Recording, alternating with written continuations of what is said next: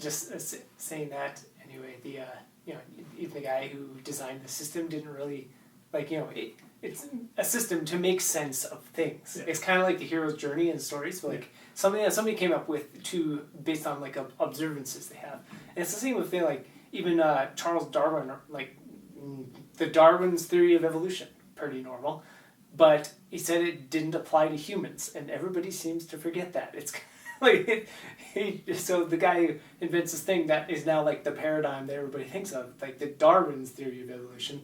Yeah. Darwin said it does not apply to humans; it applies to everything else.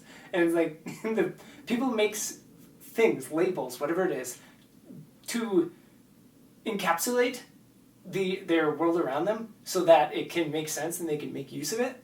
But then getting the description, the label, mixed up with the fact that it was just this thing. It's just to help summarize something that is observed that is more abstract.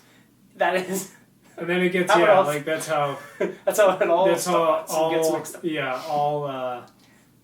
I want to use the word doctrine, but even the smallest little doctrine, people talk about, why do you even I was watching this Feldenkrais video, and the guy was talking about just the art of sitting or going from sitting to standing in a smooth fashion or whatever, and he was talking about his dad who would always go and make some kind of sound with his back or something, and then he's like, why do you do that? And he's like, well, my dad did it or something. And it's just that that there's all the kind of stories of why do you put this in or why do you do this tradition? It's well, because they did it, and it's the reason they did it is because they had to fit the recipe into a particular pan because they didn't have other size pans, but you don't need to do that anymore, and so you can just make it some other way. But why do you peel your potatoes? Because that's how my mom made this potato dish. So stop peeling my potatoes. I like the whole thing.